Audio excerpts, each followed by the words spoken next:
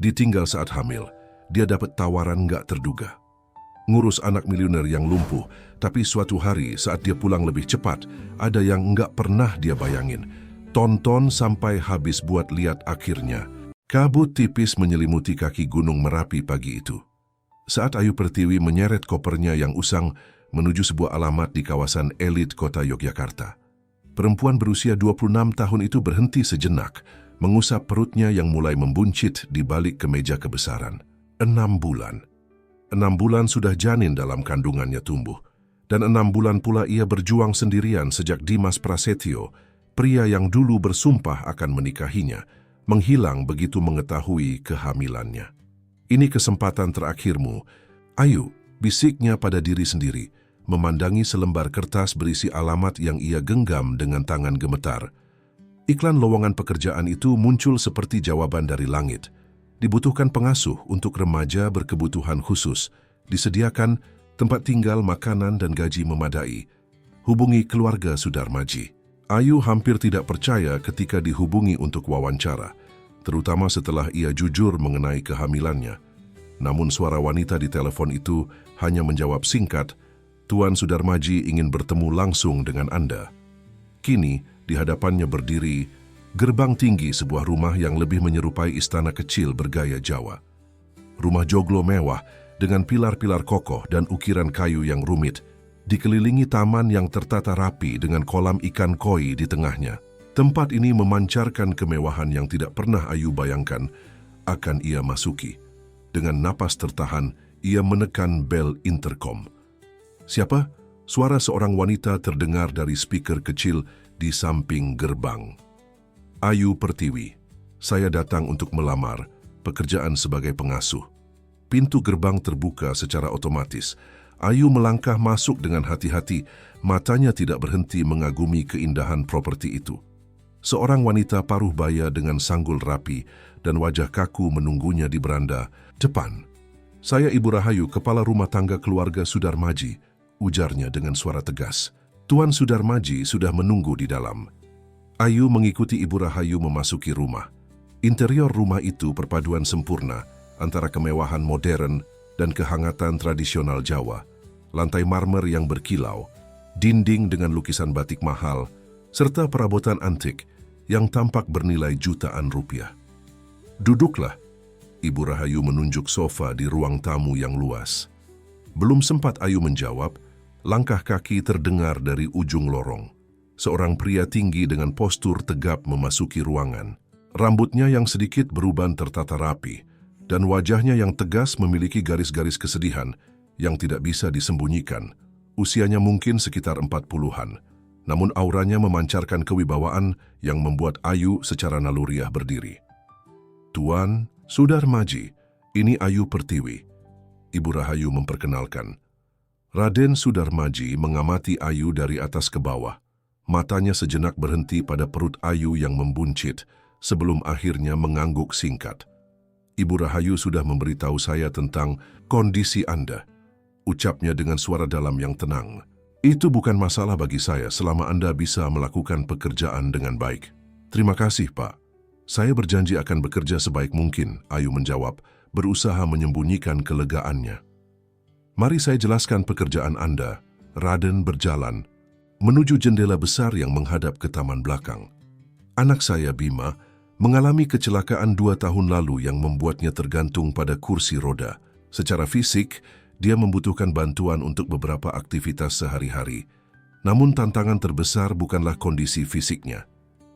Raden berbalik, matanya menatap dalam ke mata Ayu. Tantangan terbesarnya adalah sikapnya. Dia kehilangan semangat hidupnya sejak kecelakaan itu. Tugas Anda bukan hanya merawat fisiknya, tapi membantu mengembalikan semangatnya. Ayu menelan ludah. "Bolehkah saya bertemu dengannya?" Raden mengangguk.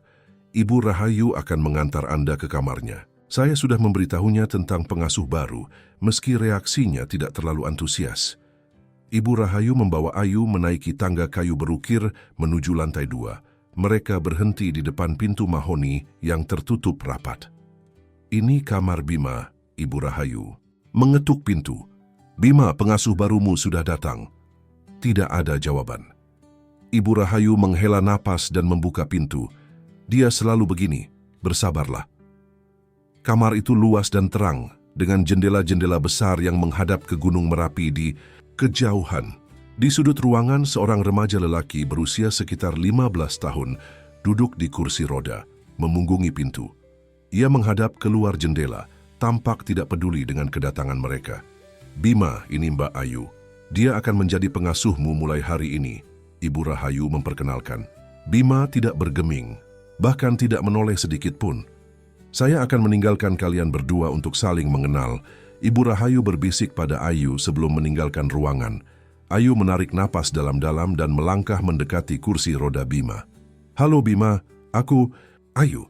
Ia mencoba tersenyum meski tahu Bima tidak melihatnya. "Senang bertemu denganmu. Berapa lama?" Suara Bima terdengar datar. "Maaf, berapa lama kau akan bertahan? Pengasuh terakhirku hanya bertahan 2 minggu. Bima akhirnya menoleh, matanya yang tajam menatap Ayu dengan campuran kemarahan dan kepahitan. "Yang sebelumnya hanya 3 hari. Aku bertaruh kau tidak akan sampai seminggu." Ayu terdiam, terkejut oleh permusuhan dalam suara remaja itu. Namun alih-alih mundur, ia justru menarik kursi dan duduk berhadapan dengan Bima. "Aku tidak punya tempat lain untuk pergi," jawab Ayu jujur, tangannya tanpa sadar mengusap perutnya. "Jadi kurasa kau harus terbiasa dengan kehadiranku untuk waktu yang lama." Mata Bima turun ke perut Ayu, dan untuk sesaat Ayu melihat kilatan ketertarikan di matanya sebelum kembali dingin. "Terserah. Tapi jangan berharap aku akan membuatnya mudah untukmu." Ayu mengangkat bahu. "Aku tidak mengharapkan apapun mudah dalam hidupku lagi, Bima. Kita bisa mulai dengan itu." Di lantai bawah, Raden Sudarmaji mengamati interaksi mereka melalui sistem kamera keamanan di ruang kerjanya. Wajahnya yang biasanya kaku kini menampakkan secercah harapan saat melihat Ayu tidak mundur menghadapi sikap Bima. Mungkin, pikirnya, kali ini akan berbeda. Sementara itu, Ayu memulai hari pertamanya dengan perasaan campur aduk. Ia tahu tantangan di depannya tidak akan mudah, menghadapi remaja yang terluka, beradaptasi dengan lingkungan baru, dan mempersiapkan diri untuk kelahiran anaknya. Namun untuk pertama kalinya sejak Dimas meninggalkannya, ia merasakan secercah harapan. Di rumah mewah yang dingin ini, mungkin ia bisa membangun kembali hidupnya yang hancur, satu hari at a time. 3 hari pertama bersama Bima terasa seperti perang dingin bagi Ayu. Remaja itu menolak bicara kecuali dipaksa, mengabaikan instruksinya, dan bahkan sengaja menjatuhkan makanan ke lantai saat Ayu mencoba membantunya makan.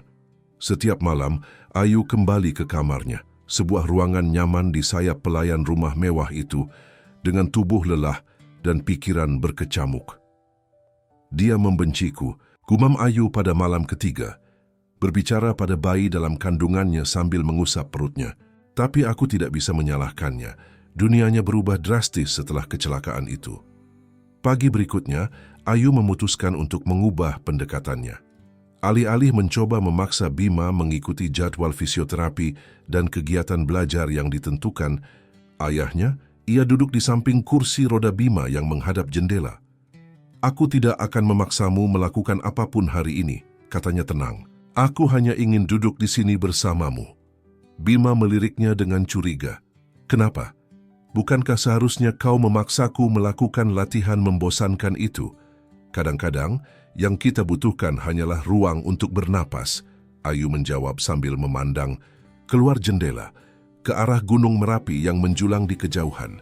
"Aku tahu rasanya dunia tiba-tiba berhenti dan berubah."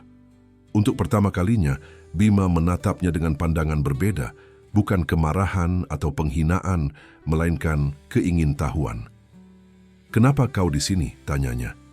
"Kenapa seorang perempuan hamil mau mengurus remaja menyebalkan sepertiku?" Ayu tersenyum tipis. "Karena aku membutuhkan tempat tinggal, dan kau membutuhkan seseorang yang tidak akan kabur hanya karena sikapmu." Bima mendengus, namun Ayu melihat sedikit senyuman di ujung bibirnya. "Kau berbeda dari pengasuh-pengasuh sebelumnya," gumam Bima. "Berbeda bagaimana? Mereka memandangku dengan kasihan, kau tidak." Ayu menggeleng. "Aku tidak memiliki kemewahan, untuk mengasihani orang lain saat ini, Bima. Hidupku sendiri cukup berantakan. Keheningan yang menyusul terasa lebih ringan dari sebelumnya.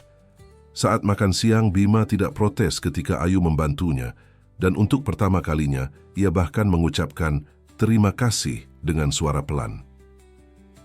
Malam itu, saat Ayu sedang menyiapkan pakaian Bima untuk esok hari, pintu kamar terbuka dan Raden Sudarmaji masuk dengan langkah tenang. "Bagaimana perkembangannya?" tanyanya langsung. "Ada sedikit kemajuan hari ini, Pak," jawab Ayu jujur. Bima mulai bicara lebih banyak. Raden mengangguk, wajahnya tetap datar, namun matanya menyiratkan kelegaan. Itu pertanda baik. Tidak ada pengasuh sebelumnya yang bertahan lebih dari beberapa hari menghadapi sikapnya. "Saya mengerti perasaannya," Ayu menjawab pelan. "Dia kehilangan kendali atas hidupnya. Wajar jika dia marah." Raden mengamati Ayu dengan pandangan menilai. "Anda sendiri, bagaimana kondisi kehamilan Anda, Topi? Apakah pekerjaan ini tidak terlalu berat?" Pertanyaan itu mengejutkan Ayu. Selama bekerja di rumah ini, tidak ada yang menanyakan tentang kondisinya. "Saya baik-baik saja, Pak.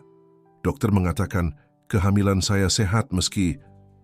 Ayu berhenti, tidak ingin membicarakan ketidakhadiran Dimas. "Dalam hidupnya, meski Anda menghadapinya sendirian," Raden menyelesaikan kalimatnya.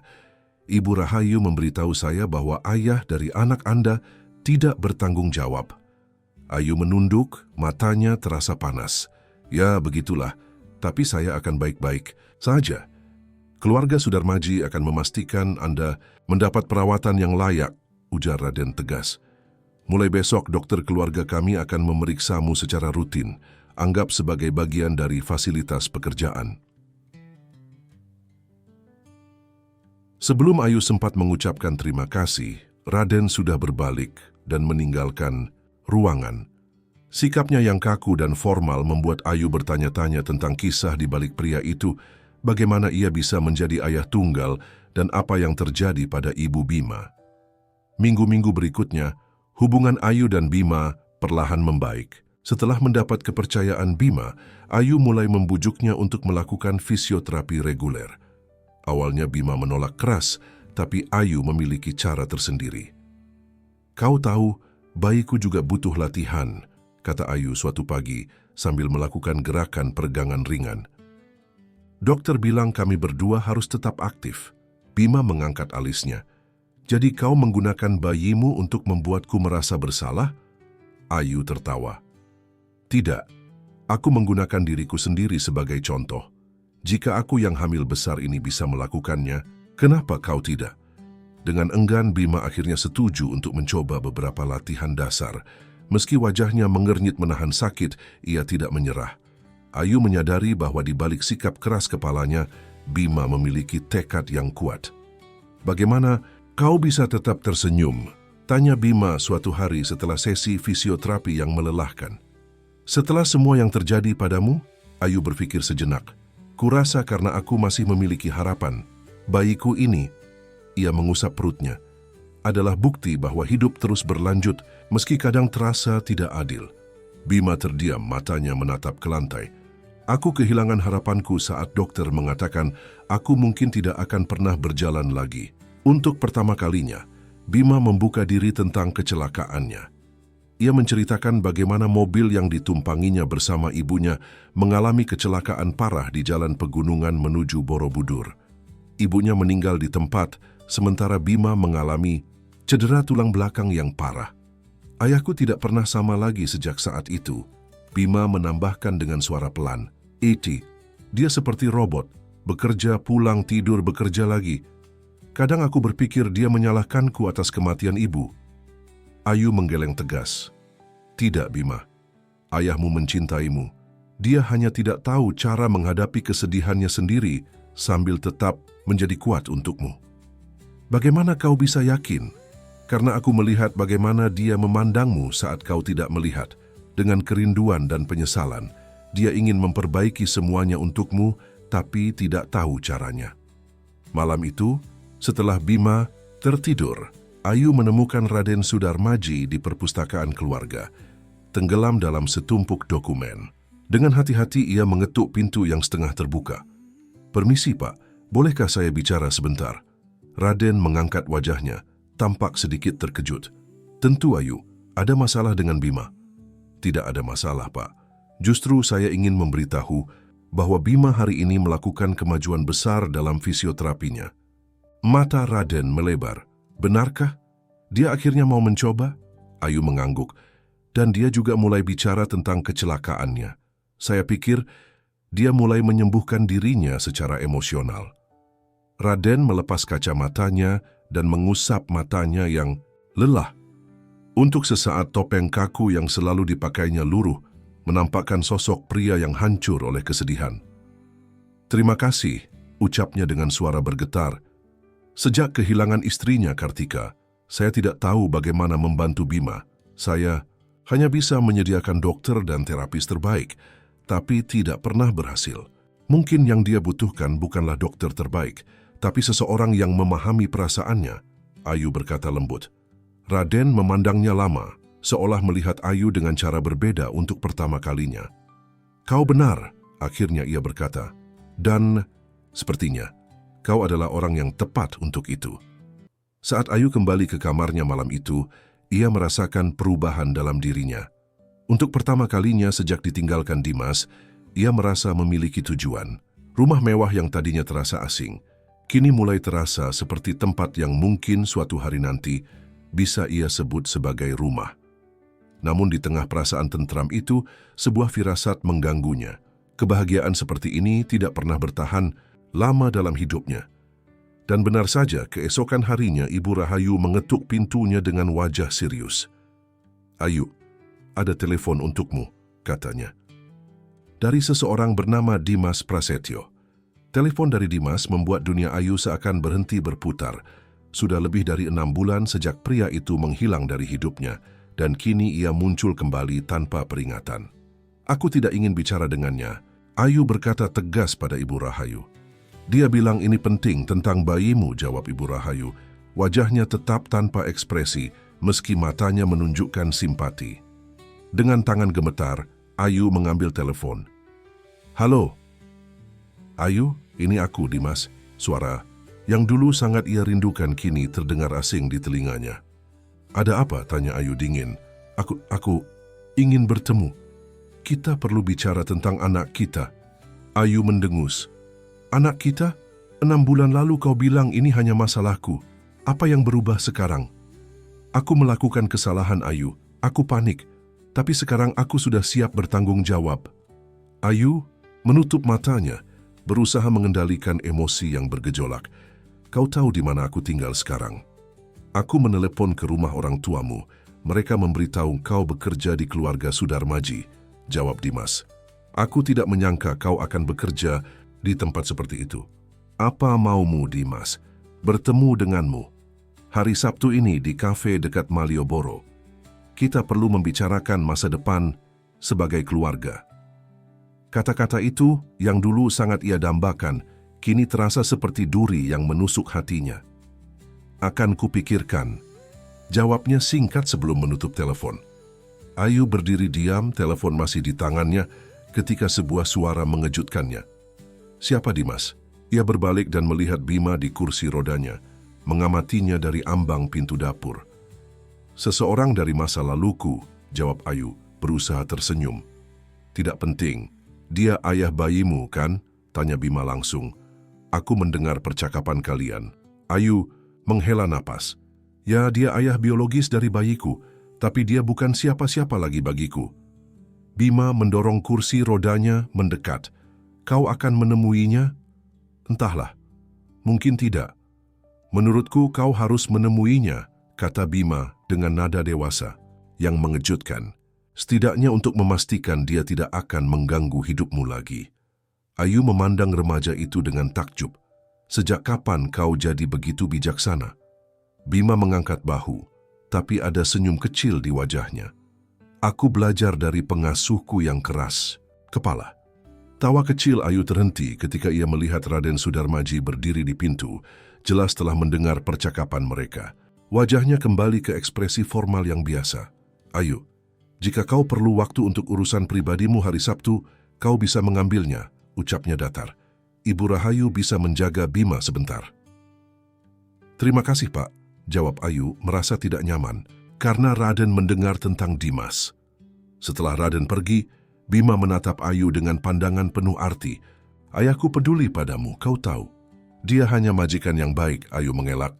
Tidak, dia berbeda sejak kau datang. Dia mulai tersenyum lagi meski jarang. Kata-kata Bima terus terngiang di pikiran Ayu sepanjang minggu. Ia mulai memperhatikan hal-hal kecil, bagaimana Raden selalu menanyakan kesehatannya setiap pagi, bagaimana pria itu kadang mengamatinya saat ia sedang membaca buku bersama Bima di taman, atau bagaimana ia selalu memastikan makanan favorit Ayu tersedia di meja makan. Namun, Ayu tidak punya waktu untuk memikirkan itu semua karena Sabtu segera tiba dan ia memutuskan untuk menemui Dimas. Dengan perasaan campur aduk, ia mengenakan dress sederhana pemberian Ibu Rahayu dan berangkat ke tempat pertemuan. Kafe di Malioboro itu ramai oleh turis dan penduduk lokal. Dimas sudah menunggu di sudut ruangan.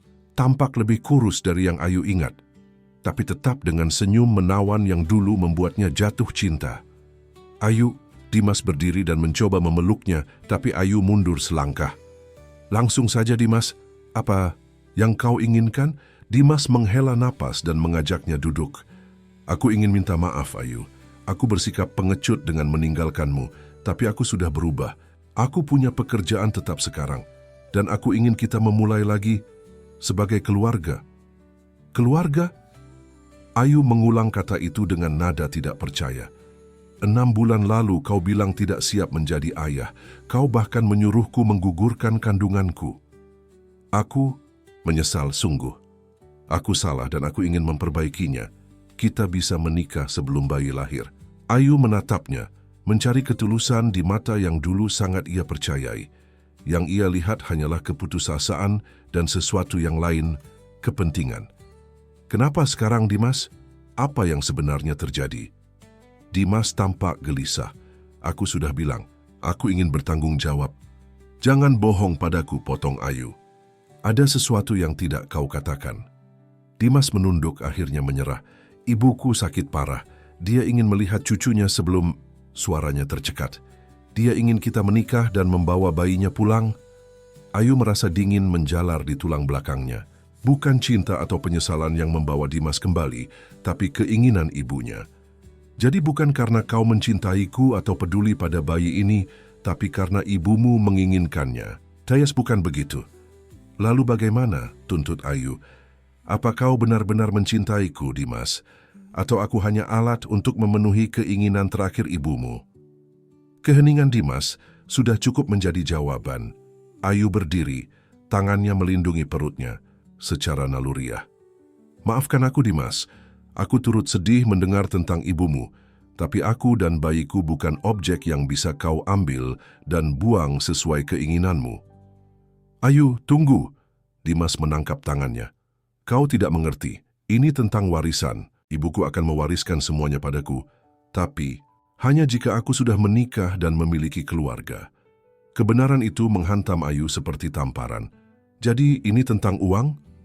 Bukan hanya uang. Dimas terlihat frustasi. Ini tentang masa depan kita. Dengan warisan itu, kita bisa memberikan kehidupan yang layak untuk anak kita. Anak kita sudah memiliki masa depan yang baik tanpa uangmu. Ayu menarik tangannya. Permisi. Ayu berjalan keluar kafe dengan kepala tegak, mengabaikan panggilan Dimas. Air matanya baru jatuh ketika ia berada di dalam taksi, kembali menuju rumah keluarga Sudarmaji. Di rumah ia terkejut mendapati Raden menunggunya di ruang tamu, duduk dengan wajah khawatir yang tidak berusaha disembunyikannya. Kau menangis, katanya langsung. Ayu mengusap pipinya. Maaf, Pak. Saya tidak bermaksud membawa masalah pribadi ke rumah ini. Ini rumahmu juga sekarang, Ayu, Raden berkata lembut, mengejutkan Ayu dengan nada intimnya. Dan kau bukan hanya pengasuh Bima. Kau penting bagi keluarga ini. Tanpa bisa ditahan, cerita tentang pertemuannya dengan Dimas meluncur dari bibir Ayu. Raden mendengarkan dengan seksama, wajahnya mengeras saat mendengar motif sebenarnya di balik kembalinya Dimas. Pria seperti itu tidak layak menjadi ayah, komentar Raden ketika Ayu selesai bercerita. Saya tahu, karena itu saya menolaknya. Kau khawatir dia akan terus mengejarmu. Ayu mengangguk. Dimas bisa sangat gigih jika menyangkut kepentingannya, tapi saya akan menghadapinya. Raden berdiri dan berjalan ke jendela, menatap taman yang mulai gelap di luar. Ayu, ada sesuatu yang ingin kutawarkan padamu. Ini mungkin terdengar tidak biasa, tapi kumohon pertimbangkan baik-baik. Ayu menatapnya bingung. Apa itu, Pak? Aku bisa menjadi ayah dari bayimu secara hukum. Ayu ternganga. Mak, maksud Bapak? Bukan pernikahan, Raden menjelaskan cepat. Tapi pengakuan hukum. Aku bisa mengakui bayimu sebagai anakku di mata hukum. Ini akan memberimu perlindungan dari Dimas jika ia mencoba mengklaim hak atas anak itu di kemudian hari. Tapi, kenapa Bapak mau melakukan itu?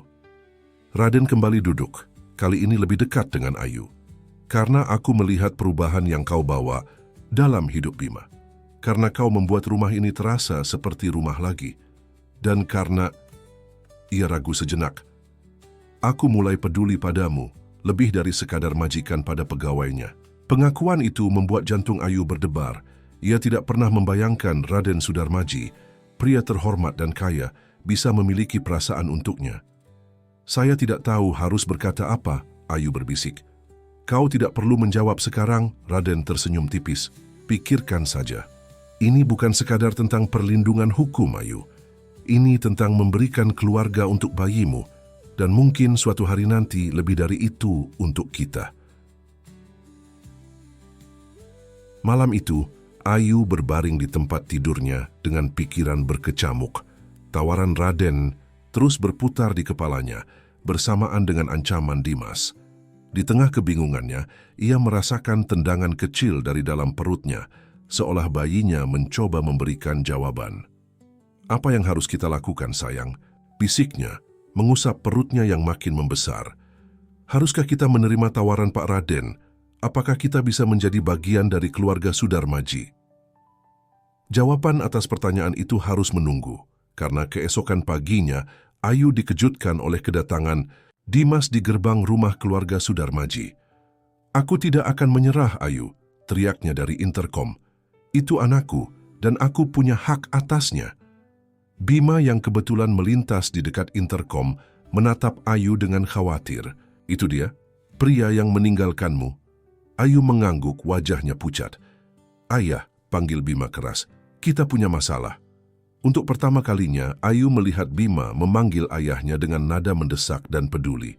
Dan untuk pertama kalinya juga, ia melihat kemarahan sejati di wajah Raden Sudarmaji saat pria itu melihat monitor keamanan dan mengenali sosok Dimas di gerbang rumahnya. Tetap di dalam dengan Bima, perintah Raden pada Ayu sebelum melangkah keluar untuk menghadapi Dimas. Ayu mengangguk, meski hatinya ingin ikut menyelesaikan masalah ini. Ia mendorong kursi roda Bima menjauh dari pintu depan, tapi remaja itu menolak bergerak. Aku ingin melihat, kata Bima keras kepala. Aku ingin tahu siapa pria yang meninggalkanmu. Bima, ini masalah orang dewasa, dan aku bagian dari keluarga ini sekarang. Kau juga. Kata-kata itu membuat Ayu terdiam. Tanpa protes lebih lanjut, ia membiarkan Bima mendorong kursi rodanya ke jendela yang menghadap ke gerbang depan. Di luar, Raden Sudarmaji berdiri tegap menghadapi Dimas yang tampak berantakan dan marah. Ayu tidak bisa mendengar percakapan mereka, tapi dari bahasa tubuh keduanya, jelas sedang terjadi konfrontasi serius. Ayahmu terlihat marah sekali, gumam Ayu. Dia melindungi apa yang dia anggap miliknya, jawab Bima dengan nada yang membuat Ayu menoleh padanya. Ayahku mungkin kaku dan pendiam, tapi dia akan melakukan apapun untuk melindungi keluarganya. Aku, bukan keluarganya, Bima. Belum, Bima menatapnya penuh arti. Tapi kau akan menjadi bagian dari kami, aku bisa merasakannya. Percakapan mereka terhenti ketika pintu depan terbuka dan Raden masuk dengan wajah tegang. Di belakangnya Ibu Rahayu mengikuti dengan ekspresi khawatir. Dia sudah pergi? Tanya Ayu cemas. Untuk sementara, jawab Raden singkat. Tapi dia tidak akan menyerah begitu saja. Dia mengancam akan mengambil tindakan hukum. Ayu merasakan lutunya melemah. Tindakan hukum? Dia mengklaim memiliki hak atas anakmu karena dia ayah biologisnya, Raden menjelaskan. Suaranya dipenuhi kejengkelan. Dia bahkan mengatakan akan menuntut tes DNA untuk membuktikannya. Dia tidak punya hak, seru Bima tiba-tiba, mengejutkan semua orang. Dia meninggalkan Mbak Ayu saat dia hamil. Itu bukan sikap seorang ayah. Raden menatap putranya dengan campuran keterkejutan dan kebanggaan sebelum kembali pada Ayu. Bima benar, tapi sayangnya hukum tidak selalu sesederhana itu. Kita perlu konsultasi dengan pengacara keluarga kita. Saya tidak ingin merepotkan keluarga Bapak lebih dari ini, Ayu berkata pelan. Kau bagian dari keluarga ini sekarang, Ayu, Raden berkata tegas, tanpa sadar mengulang kata-kata Bima sebelumnya. Dan kita menghadapi masalah ini bersama. Esok paginya, Raden membawa Ayu ke kantor pengacara Wijaya, seorang pria setengah baya dengan kacamata tebal dan senyum menenangkan. Setelah mendengarkan situasi mereka, pengacara itu mengetuk-ngetuk penanya ke meja. Situasinya cukup kompleks, ujarnya. Secara hukum, sebagai ayah biologis, Dimas memang memiliki dasar untuk mengklaim hak asuh. Namun fakta bahwa dia telah meninggalkan Ayu selama kehamilan dan baru muncul sekarang dengan motif yang dipertanyakan memberikan kita argumen kuat. Apa yang bisa kita lakukan? Tanya Raden. Ada beberapa opsi, pengacara Wijaya membetulkan kacamatanya. Pertama, kita bisa mengajukan gugatan bahwa Dimas telah menelantarkan tanggung jawabnya. Kedua, ia menatap Raden dan Ayu bergantian. Ada cara yang lebih permanen untuk menyelesaikan ini. Apa itu? Tanya Ayu. Seperti yang telah Tuan Sudarmaji usulkan sebelumnya, pengakuan hukum. Jika Tuan Sudarmaji mengakui anak Anda sebagai anaknya secara hukum, ini akan memberikan dasar yang kuat. Terlebih jika pengacara itu terlihat sedikit ragu. Jika ada hubungan yang lebih resmi antara Anda berdua, Ayu merasakan wajahnya memanas, sementara Raden tetap tenang meski ada kilatan aneh di matanya. Maksud Anda pernikahan? Tanya Raden langsung. Itu akan menjadi solusi terkuat, ya, konfirmasi pengacara Wijaya. Tapi tentu saja itu keputusan pribadi yang tidak bisa saya sarankan begitu saja. Perjalanan pulang dari kantor pengacara berlangsung dalam keheningan yang canggung. Ayu menatap keluar jendela mobil, melihat keramaian Yogyakarta tanpa benar-benar memperhatikannya. Pikirannya kacau oleh implikasi dari saran pengacara tadi. Ayu, Raden akhirnya memecah keheningan saat mobil mereka memasuki halaman rumah. Tentang apa yang dikatakan pengacara Wijaya. Bapak tidak perlu merasa terpaksa, Ayu memotong cepat. Saya sangat menghargai bantuan Bapak selama ini, tapi saya tidak bisa meminta lebih dari itu. Raden mematikan mesin mobil dan berbalik menghadap Ayu sepenuhnya. Bagaimana jika aku ingin memberikan lebih? Ayu mengangkat wajahnya, terkejut oleh nada personal dalam suara Raden. Maksud Bapak? Ayu, mungkin ini bukan waktu yang tepat dan situasinya jauh dari ideal. Tapi sejak kau datang ke rumah ini, sesuatu telah berubah. Bima kembali tersenyum. Rumah ini kembali terasa hidup. Dan aku... Raden mengambil napas dalam. Aku mulai merasakan sesuatu yang tidak pernah kusangka akan kurasakan lagi sejak kepergian. Kartika, jantung Ayu berdebar kencang. Bapak tidak perlu mengatakan ini hanya untuk melindungiku dari Dimas. Ini bukan tentang Dimas. Raden menggenggam tangan Ayu dengan lembut. Ini tentang kita, tentang keluarga yang mungkin bisa kita bangun bersama. Ayu menatap mata Raden, mencari keraguan atau kebohongan, tapi yang ia temukan hanyalah kejujuran yang tulus. Sesuatu dalam dirinya tergerak, perasaan yang telah lama terkubur sejak pengkhianatan Dimas. Saya perlu waktu untuk berpikir, bisik Ayu akhirnya. Raden mengangguk, melepaskan tangannya. Tentu, aku tidak ingin memaksamu, Ayu. Apapun keputusanmu, aku akan tetap membantumu menghadapi Dimas. Di dalam rumah, Bima menunggu dengan tidak sabar. Bagaimana? Apa kata pengacara? Ayu dan Raden saling pandang. Tidak yakin harus menjelaskan bagaimana. Ada beberapa opsi yang sedang kami pertimbangkan, jawab Raden diplomatis. Maksud ayah, kalian akan menikah? Tanya Bima belak-belakan, membuat kedua orang dewasa di hadapannya terkesiap. Bima, tegur Raden. Apa? Itu solusi yang masuk akal, kan? Mbak Ayu membutuhkan perlindungan hukum, dan ayah... Bima menatap ayahnya dengan pandangan menggoda. Ayah jelas menyukainya. "Cukup, Bima, Raden," berkata tegas meski wajahnya sedikit memerah. "Ini masalah orang dewasa. Dan aku sudah cukup dewasa untuk melihat apa yang terjadi di rumahku sendiri," balas Bima sebelum mendorong kursi rodanya menjauh. "Ngomong-ngomong, aku setuju jika Mbak Ayu menjadi ibuku." Setelah Bima pergi, Ayu dan Raden saling tatap dengan canggung sebelum akhirnya tertawa pelan. "Maafkan kelancangan Bima," kata Raden. "Tidak apa-apa. Dia hanya jujur." Malam itu Ayu duduk di tepi tempat tidurnya berpikir keras tentang situasinya. Dimas jelas tidak akan menyerah begitu saja. Tawaran Raden memberikan perlindungan yang ia butuhkan. Tapi apakah benar ia bisa menerima tawaran seperti itu hanya demi keamanan hukum? Dan bagaimana dengan perasaannya sendiri? Ayu harus mengakui bahwa ia mulai merasakan sesuatu untuk Raden, kekaguman yang perlahan berubah menjadi afeksi. Tapi apakah itu cukup untuk membangun pernikahan? Atau apakah ia hanya mencari figur pelindung setelah dikhianati Dimas? Pertanyaan-pertanyaan itu masih berkecamuk di kepalanya ketika ia terlelap. Dalam mimpinya ia melihat dirinya, Raden dan Bima, bersama dengan bayi mungilnya, duduk di taman belakang rumah Sudarmaji, tertawa bahagia bersama. Keesokan paginya, keputusan Ayu terganggu oleh kabar mengejutkan. Ibu Rahayu mengetuk pintunya dengan wajah panik. "Ayu, cepat! Bima jatuh dari kursi rodanya saat mencoba berdiri sendiri. Dia terluka." Ayu bergegas ke kamar Bima, di mana ia menemukan remaja itu terbaring di lantai dengan Raden berlutut di sampingnya, wajahnya pucat ketakutan. "Apa yang terjadi?"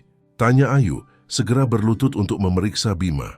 "Aku hanya mencoba berdiri," gumam Bima menahan sakit. "Aku merasa lebih kuat setelah fisioterapi yang kita lakukan. Aku pikir aku bisa melakukannya." "Kita harus membawanya ke rumah sakit," kata Raden, suaranya bergetar.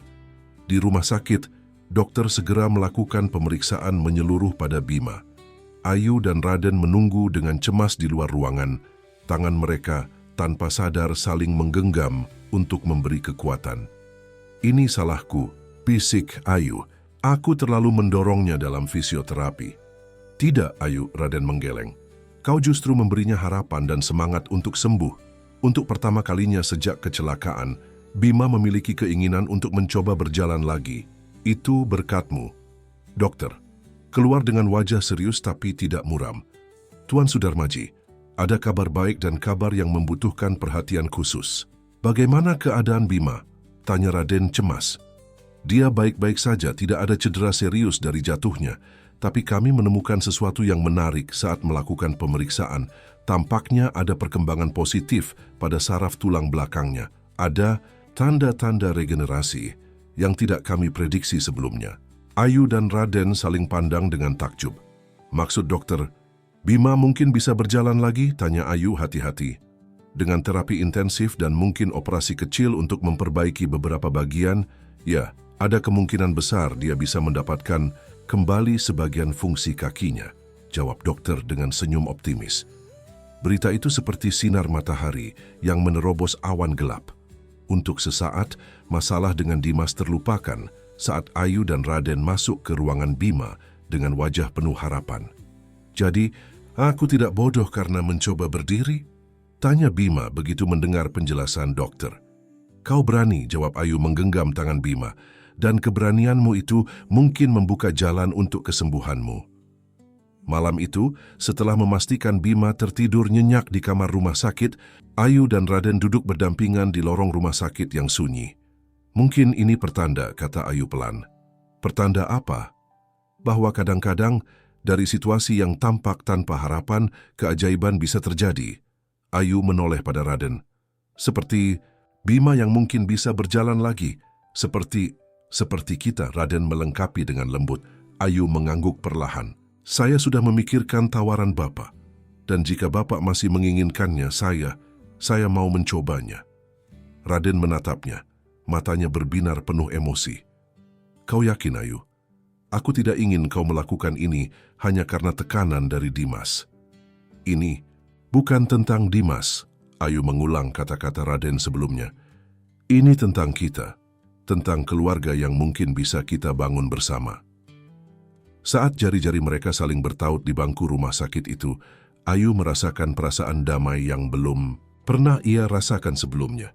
Namun di sudut pikirannya, bayangan Dimas masih mengintai bersama ancaman yang belum selesai. Berita tentang kemungkinan Bima bisa berjalan lagi membawa semangat baru ke rumah keluarga Sudarmaji. Setelah 2 hari di rumah sakit, Bima kembali ke rumah dengan program terapi intensif dan jadwal konsultasi dengan spesialis saraf terkemuka. Senyum yang jarang terlihat kini menjadi pemandangan biasa di wajahnya. "Aku ingin mencoba lagi," kata Bima pada suatu sesi fisioterapi yang diawasi oleh Ayu. Tapi kali ini dengan bantuan, Ayu mengangguk, menyiapkan alat bantu khusus yang direkomendasikan dokter. Pelan-pelan saja, jangan terburu-buru. Dengan bantuan Ayu, Bima mencoba berdiri. Kakinya gemetaran hebat, tapi untuk pertama kalinya dalam 2 tahun, ia bisa menopang sebagian berat tubuhnya. Air mata kebahagiaan mengalir di pipi Bima. "Aku bisa merasakannya, Mbak Ayu. Aku bisa merasakan kakiku lagi." Raden yang baru pulang dari kantor terpaku di ambang pintu ruang terapi, menyaksikan putranya berdiri dengan bantuan. Tanpa kata-kata, ia melangkah masuk dan memeluk Bima dengan erat. "Ayah bangga padamu, nak," bisiknya, suaranya tercekat oleh emosi. Momen haru itu terganggu oleh suara bel interkom. Ibu Rahayu yang menjawab muncul dengan wajah tegang. "Tuan, ada pengacara bernama Tuan Harjono di luar." Dia bilang, dia mewakili Tuan Dimas Prasetyo dalam kasus hak asuh anak. Atmosfer, ruangan seketika berubah. Raden melepaskan pelukannya dan menatap Ayu dengan wajah serius. "Kita harus menghadapi ini sekarang, Ayu." Ayu mengangguk, meski ketakutan jelas terpancar di matanya. "Saya siap." "Aku ikut," kata Bima tegas, kembali ke kursi rodanya. "Ini urusan orang dewasa, Bima." Raden mencoba menolak. "Tidak, ini urusan keluarga," jawab Bima dengan nada yang tidak bisa dibantah. "Dan kita adalah keluarga." Di ruang tamu, pengacara Harjono, pria kurus dengan wajah licik, duduk dengan sikap angkuh. Di sampingnya Dimas tampak percaya diri. "Selamat sore, Tuan Sudarmaji," pengacara Harjono memulai tanpa basa-basi. "Saya di sini mewakili klien saya, Tuan Dimas Prasetyo, dalam hal hak asuh atas anak yang dikandung oleh Nona Ayu Pertiwi. Anak yang belum lahir tidak bisa menjadi subjek sengketa hak asuh," Raden menjawab tenang. "Dan Ayu telah membuat keputusannya jelas pada Tuan Prasetyo." Tapi Tuan Prasetyo adalah ayah biologis." Pengacara Harjono tersenyum tipis. "Dan hukum Indonesia sangat melindungi hak-hak ayah biologis. Hukum juga melindungi ibu dan anak dari penelantaran," balas Ayu. Suaranya lebih kuat dari yang ia kira. "Dimas meninggalkanku saat tahu aku hamil. Dia bahkan menyuruhku menggugurkan kandungan ini." Dimas menatap Ayu dengan pandangan memohon. "Ayu, aku sudah minta maaf. Aku panik. Aku melakukan kesalahan. Tapi aku ingin memperbaikinya sekarang." "Dengan mengancam secara hukum?" tanya Bima tajam, mengejutkan semua orang dewasa di ruangan itu. "Itu caramu memperbaiki kesalahan?" Pengacara Harjono menatap Bima dengan jengkel. "Maaf, tapi ini pembicaraan orang dewasa." "Aku bagian dari keluarga ini," potong Bima. "Dan Mbak Ayu juga. Jika kalian menyakitinya, kalian menyakitiku juga." Dimas terlihat tidak nyaman. "Dengar, aku tidak ingin menyakiti siapapun. Aku hanya ingin hak-hakku sebagai ayah." "Hak-hak yang baru kau ingat setelah 6 bulan?" sindir. Pengacara Harjono berdeham. "Mari kita kembali ke pokok permasalahan. Klien saya bersedia menawarkan solusi damai. Ia akan menikahi Nona Ayu sebelum kelahiran anak mereka. Dan..." "Tidak," Ayu memotong tegas. "Aku tidak akan menikah dengan Dimas." "Kalau begitu, kami terpaksa menempuh jalur hukum." Pengacara Harjono mengeluarkan berkas dari tasnya. "Kami telah menyiapkan gugatan untuk tes DNA dan pengakuan hak asuh bersama setelah anak lahir." Raden, yang sejak tadi mendengarkan dengan tenang, akhirnya bicara. "Tuan Harjono, Tuan Prasetyo, sebelum kalian melanjutkan ancaman hukum ini, ada satu hal yang perlu kalian ketahui. Ia mengambil amplop dari laci meja dan menyerahkannya pada pengacara itu. Ini adalah surat persetujuan pernikahan antara saya dan Ayu Pertiwi yang akan dilaksanakan minggu depan. Dimas membelalak tidak percaya. Apa? Dan ini, Raden mengeluarkan dokumen lain, adalah surat pengakuan hukum bahwa saya akan menjadi ayah dari anak yang dikandung Ayu dengan persetujuan penuhnya. Pengacara Harjono membaca dokumen-dokumen itu dengan dahi berkerut. Ini belum final, belum disahkan. Tapi akan segera disahkan, Raden menjawab mantap. Dan sebagai informasi tambahan, pengacara Wijaya dari firma hukum terbesar di Yogyakarta telah menyiapkan gugatan balasan atas nama kami, menuntut Tuan Prasetyo atas penelantaran dan tekanan psikologis. Wajah Dimas memucat. Kau tidak bisa melakukan ini, Ayu, itu anakku. Anak yang tidak kau inginkan sampai kau tahu ada warisan menunggumu. Balas Ayu, air matanya mengancam jatuh, tapi ia menahannya dengan kuat. Aku memberikanmu kesempatan untuk menjadi ayah yang bertanggung jawab, Dimas. Kau memilih untuk menghilang. Bima mendorong kursi rodanya lebih dekat ke Ayu. Tangannya meraih tangan Ayu dalam gestur solidaritas. Sekarang dia memiliki kami.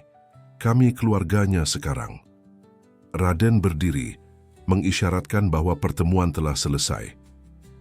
Tuan Harjono, Tuan Prasetyo, saya sarankan kalian mempertimbangkan kembali gugatan ini.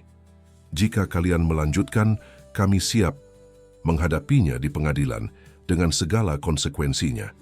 Setelah kepergian Dimas dan pengacaranya, keheningan menyelimuti ruangan. Ayu menatap Raden dengan campuran syukur dan keterkejutan. Apa semua dokumen itu asli? Tanyanya pelan. Raden tersenyum kecil. Pengacara Wijaya mempersiapkannya kemarin setelah kita bicara di rumah sakit. Aku hanya menunggu persetujuan finalmu untuk menandatanganinya. Dan tentang pernikahan minggu depan, itu Raden terlihat sedikit gugup, sedikit improvisasi. Tapi jika kau setuju, aku serius ingin menjadikannya kenyataan. Ayu menatap Bima, yang mengangguk mendukung dengan senyum lebar. Kemudian ia menatap Raden, pria yang dalam waktu singkat telah menunjukkan lebih banyak ketulusan dan perlindungan daripada yang pernah ia dapatkan sebelumnya. Ya, bisik Ayu, aku setuju. Minggu berikutnya berlalu dalam persiapan pernikahan sederhana namun bermakna. Ibu Rahayu yang biasanya kaku menunjukkan sisi lembut dengan membantu Ayu mempersiapkan segala sesuatu. Bima dengan antusiasme baru terus berlatih dengan bantuan terapisnya, bertekad untuk bisa berdiri saat upacara pernikahan. Sementara itu, tidak ada kabar dari Dimas atau pengacaranya. Pengacara Wijaya menginformasikan bahwa mereka sepertinya mengurungkan niat untuk mengajukan gugatan hukum, setidaknya untuk saat ini. Di tengah kebahagiaan menjelang pernikahan, Ayu menghadapi momen refleksi saat ia duduk sendirian di taman belakang rumah Sudarmaji pada suatu sore. Boleh aku bergabung? Suara Raden mengejutkannya. Ayu tersenyum menepuk bangku di sampingnya. Tentu. Raden duduk menatap matahari yang mulai terbenam di balik gunung Merapi. Apa yang kau pikirkan? Tentang betapa cepatnya hidup bisa berubah, jawab Ayu jujur. 6 bulan lalu aku sendirian dan ketakutan. Sekarang, aku akan menikah dan memiliki keluarga baru. Kau ragu? Tanya Raden hati-hati. Ayu menggeleng. Tidak, hanya takjub dan bersyukur. Ayu, Raden mengambil tangannya. Aku ingin kau tahu bahwa meski pernikahan ini dimulai dalam situasi yang tidak biasa, perasaanku padamu sangat nyata. Aku mungkin bukan pria yang ekspresif, tapi ia menelan ludah. Aku mulai mencintaimu. Pengakuan itu membuat jantung Ayu berdebar. Raden, ia memanggil nama kecilnya untuk pertama kali. Aku juga mulai memiliki perasaan yang sama untukmu.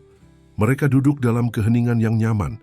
Tangan saling bertaut menikmati momen kedamaian sebelum hari besar mereka. Hari pernikahan akhirnya tiba. Upacara sederhana diselenggarakan di taman belakang rumah Sudarmaji. Dengan dekorasi bunga melati dan anggrek yang elegan. Hanya beberapa kerabat dekat dan teman yang diundang menjaga keintiman acara. Ayu mengenakan kebaya putih yang dimodifikasi untuk mengakomodasi kehamilannya, tampak bersinar dengan kecantikan yang memancar dari kebahagiaan. Raden, dalam setelan tradisional Jawa, berdiri gagah menunggu mempelainya. Momen paling mengharukan terjadi ketika Bima, dengan bantuan terapis dan alat penopang khusus, berdiri dari kursi rodanya untuk mendampingi ayahnya sebagai pendamping pria. Air mata haru mengalir di pipi para tamu saat melihat usaha dan tekad remaja itu. Saat Ayu berjalan menuju altar improvisasi, matanya bertemu dengan Raden dan semua keraguan yang tersisa lenyap. Ini mungkin bukan kisah cinta konvensional, tapi perasaan yang tumbuh di antara mereka sama nyata dan berharganya. Pengucapan janji berlangsung khidmat dan penuh makna.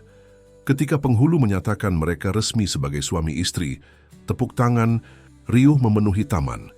Bima adalah yang bertepuk paling keras, senyumnya lebar penuh kebahagiaan. Di tengah kebahagiaan itu, tidak ada yang menyadari sosok yang mengamati dari kejauhan, berdiri di luar pagar properti Sudarmaji.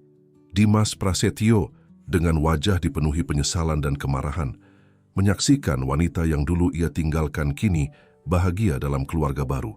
Ia mengepalkan tangannya, tekadnya untuk mendapatkan kembali Ayu, dan anaknya belum padam sepenuhnya. 2 bulan telah berlalu sejak pernikahan Ayu dan Raden. Rumah keluarga Sudarmaji yang dulu dingin dan suram kini dipenuhi kehangatan dan tawa. Perut Ayu semakin membesar, masuk bulan ke-8 kehamilannya. Dokter memperkirakan kelahiran akan terjadi dalam 3 hingga 4 minggu lagi. Bima menunjukkan kemajuan luar biasa dalam terapinya. Ia kini bisa berjalan beberapa langkah dengan bantuan kruk khusus dan setiap hari menambah jarak yang bisa ia tempuh. Wajahnya yang dulu selalu dihiasi kemarahan kini penuh semangat dan harapan. "Aku ingin bisa berjalan sendiri saat adikku lahir," kata Bima suatu pagi saat sedang berlatih di ruang terapi bersama Ayu. Ayu tersenyum lembut, tangannya mengusap perutnya yang bergerak aktif.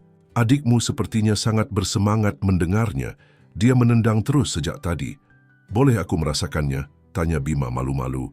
Dengan lembut, Ayu mengambil tangan Bima dan meletakkannya di perutnya. Mata Bima melebar takjub saat merasakan tendangan kecil dari dalam.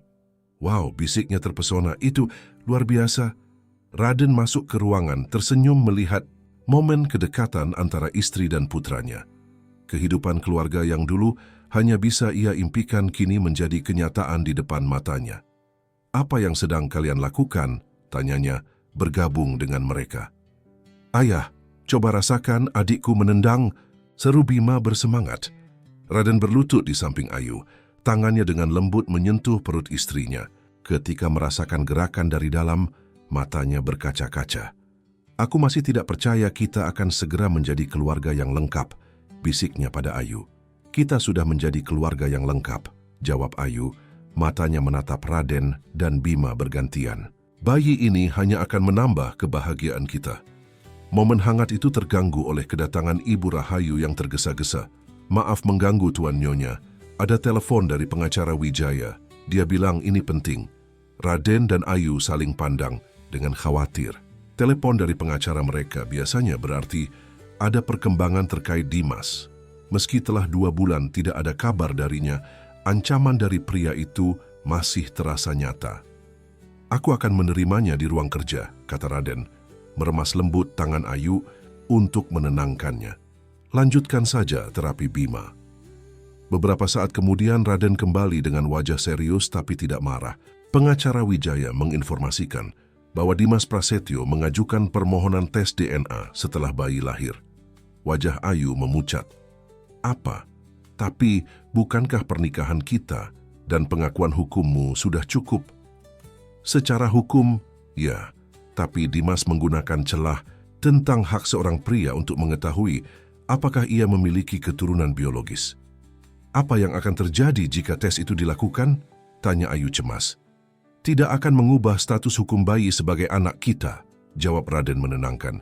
"Tapi jika terbukti dia ayah biologisnya, Dimas mungkin akan mengajukan hak kunjungan terbatas." "Tidak," seru Bima marah. "Dia tidak berhak masuk dalam kehidupan kita setelah apa yang dia lakukan pada ibu." Ayu tersentuh mendengar Bima memanggilnya ibu untuk pertama kalinya. Ia meraih tangan remaja itu, meremasnya lembut. "Pengacara, Wijaya bilang kita punya pilihan untuk menolak Tapi itu bisa memperumit segalanya di pengadilan nanti. Lanjut Raden. Dia menyarankan kita untuk menghadapinya sekali dan untuk selamanya. Ayu menghela napas panjang. Baiklah, aku lelah terus-menerus hidup dalam ketakutan akan Dimas. Jika tes DNA bisa menyelesaikan masalah ini selamanya, aku setuju. Kau yakin? Tanya Raden, menggenggam kedua tangan Ayu. Kita bisa terus melawannya jika kau mau. Aku yakin, bayi ini memang anak biologis Dimas, tapi kaulah ayah sesungguhnya, pria yang akan membesarkannya dengan cinta dan tanggung jawab. Ayu tersenyum yakin. Lagi pula hasil tes tidak akan mengubah fakta bahwa kita adalah keluarga. Sore itu, Ayu duduk sendirian di beranda samping, memandangi matahari yang mulai terbenam. Keputusan untuk menghadapi Dimas sekali lagi bukanlah hal mudah, tapi ia merasa ini adalah langkah terakhir untuk benar-benar membebaskan diri dari masa lalunya. Boleh aku bergabung? Suara Ibu Rahayu mengejutkannya. Tentu, Bu. Ayu tersenyum pada wanita yang dulu tampak dingin padanya, namun kini telah menjadi seperti figur ibu. Ibu Rahayu duduk di sampingnya, tangannya yang keriput meraih tangan Ayu. Aku tidak pernah melihat Tuan Raden sebahagia ini sejak kepergian Nyonya Kartika. Kau telah membawa cahaya kembali ke rumah ini. Mereka yang membawa cahaya ke hidupku, Bu, jawab Ayu jujur. Aku datang ke sini tanpa harapan, hanya mencari tempat berlindung. Tapi aku menemukan keluarga. Dan kau pantas mendapatkannya, Ibu Rahayu menepuk lembut perut Ayu. Bayi ini akan tumbuh dalam keluarga yang penuh cinta. 3 minggu kemudian, lebih cepat dari perkiraan dokter, Ayu merasakan kontraksi pertama. Raden yang baru saja pulang dari kantor langsung panik dan bergegas menyiapkan mobil. Bima, meski masih menggunakan kruk, bersikeras ikut ke rumah sakit. Aku tidak mau ketinggalan. Kelahiran adikku, tegasnya. Di rumah sakit, proses persalinan berlangsung lancar. Setelah 6 jam penuh perjuangan, tangisan kencang seorang bayi perempuan memenuhi ruangan. Dengan air mata bahagia, Ayu menyambut putri kecilnya dalam pelukannya. Dia sempurna, bisik Raden, terpesona menatap bayi mungil dengan rambut hitam, lebat itu. Namanya Adara Kartika Sudarmaji, kata Ayu, menatap Raden penuh arti. Adara berarti bintang dan Kartika. Untuk mengenang ibuku, Bima melengkapi dengan mata berkaca-kaca, berdiri dengan bantuan kruknya di sisi tempat tidur. Terima kasih, Bu. Momen kebahagiaan itu begitu murni dan sempurna, bahkan saat pintu ruangan terbuka dan sosok Dimas muncul dengan ragu-ragu. Maaf, katanya pelan. Aku mendengar dari pengacara Wijaya bahwa bayinya sudah lahir. Suasana seketika tegang. Raden berdiri protektif di samping Ayu, sementara Bima menatap Dimas dengan tidak suka. Apa yang kau inginkan, Dima? Tanya Ayu lelah. Aku hanya... Dimas melangkah maju dengan ragu, matanya tertuju pada bungkusan kecil dalam pelukan Ayu. Aku ingin melihatnya sekali saja. Setelah menatap Raden yang mengangguk kecil, Ayu membiarkan Dimas mendekat dan melihat bayi mereka. Wajah pria itu berubah saat melihat Adara, campuran antara takjub dan kesedihan. Dia cantik, bisiknya. Dia tidak terlihat seperti aku. Ayu dan Raden saling pandang bingung. Dia masih bayi, Dimas. Sulit mengatakan dia mirip siapa, kata Ayu. Dimas menggeleng. Tidak, maksudku. Rambutnya hitam legam dan kulitnya tidak seperti aku. Ia menatap Ayu dengan ekspresi aneh. Ayu, apa kau yakin dia anakku? Pertanyaan itu mengejutkan semua orang di ruangan. Ayu menatap Dimas tidak percaya. Apa maksudmu? Tentu saja dia anakmu. Tidak ada pria lain dalam hidupku saat itu. Kalau begitu, kau tidak akan keberatan dengan tes DNA, Dimas menjawab. Ekspresinya berubah dingin. Pengacara Wijaya sudah menyetujui prosedurnya. Petugas laboratorium akan datang besok. Kau masih tidak percaya padaku? Tanya Ayu, suaranya bergetar antara marah dan sedih. Aku hanya ingin kepastian, jawab Dimas kaku. Ini hakku. Keesokan harinya, petugas laboratorium datang dan mengambil sampel DNA dari Adara dan Dimas. Prosesnya cepat dan tidak menyakitkan, tapi meninggalkan ketegangan dalam keluarga Sudarmaji. Bagaimana jika hasilnya positif dan Dimas menuntut hak asuh? Tanya Ayu cemas pada Raden setelah petugas pergi. Itu tidak akan terjadi, Raden meyakinkan. Secara hukum, aku adalah ayah Adara. Pengakuan dan pernikahan kita sebelum kelahirannya memastikan itu. 2 minggu kemudian, hasil tes DNA akhirnya keluar. Pengacara Wijaya datang langsung ke rumah keluarga Sudarmaji untuk menyampaikan hasilnya, bersama dengan Dimas dan pengacaranya. Semua berkumpul di ruang tamu, ketegangan terasa mencekam.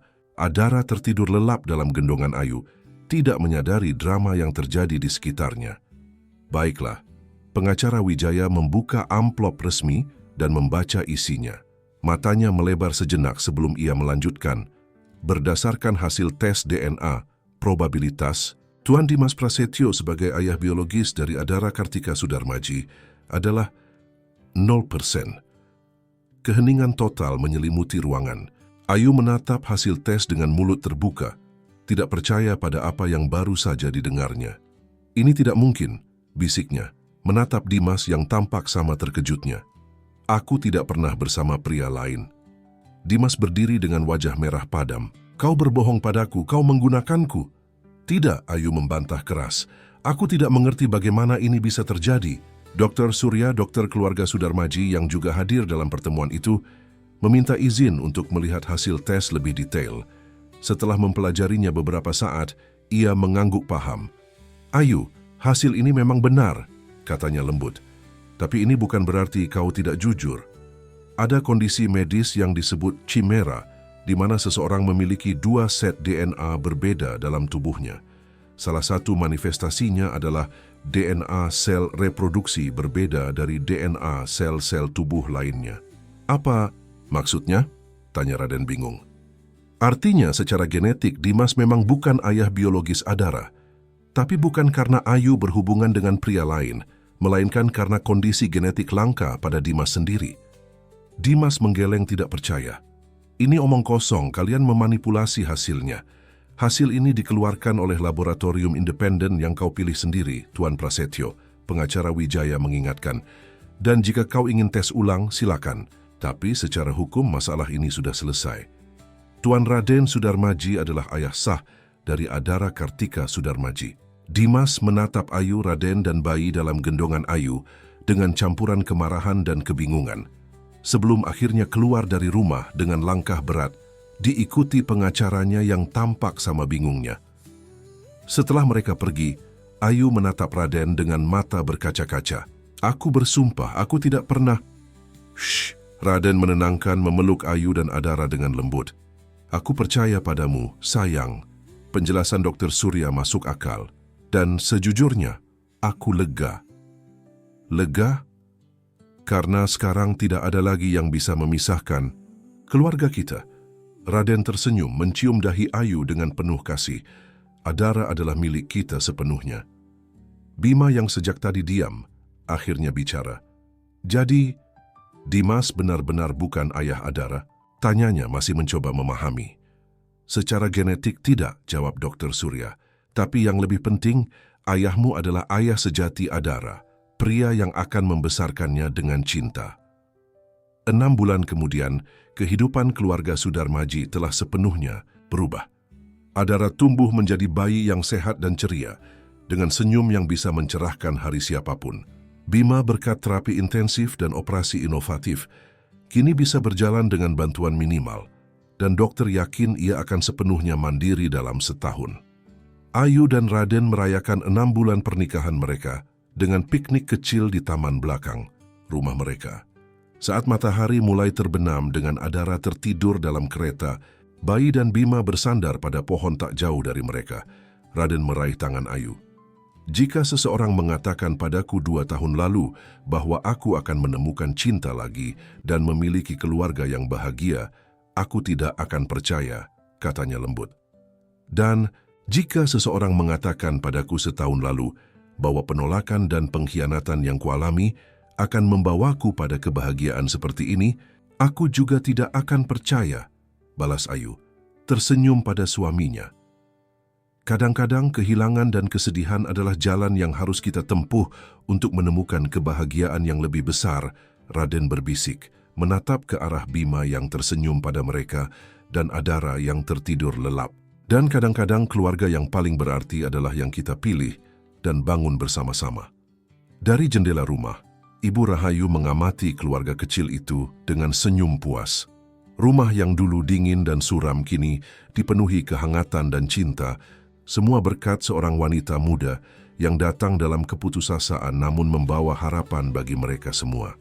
Malam itu, saat Ayu menidurkan Adara di tempat tidur mungilnya, ia berbisik pada putrinya, "Kau diberkati dengan keluarga yang mencintaimu, sayang. Bukan karena darah yang mengalir di nadimu, tapi karena ikatan cinta yang mengikat kita semua." Dan saat ia merasakan pelukan hangat Raden dari belakang dan melihat Bima mengintip dari pintu dengan senyum hangat, Ayu tahu bahwa setelah semua kesulitan dan perjuangan, ia akhirnya menemukan rumah sejatinya dalam hati orang-orang yang kini menjadi keluarganya. Para pendengar yang terhormat, kami berharap kisah Ayu, Raden, Bima, dan kecil Adara telah menyentuh hati Anda. Untuk melanjutkan perjalanan emosional ini, kami telah menyiapkan daftar putar khusus dengan cerita-cerita menarik lainnya. Temukan di sini dengan mengklik di sebelah kiri Anda. Jika Anda menyukai cerita ini, jangan lupa untuk berlangganan saluran kami dan memberikan suka pada video ini. Setiap hari kami membawakan cerita-cerita unik yang mengeksplorasi kompleksitas kehidupan. Jangan lewatkan konten kami berikutnya. Kami menunggu komentar Anda.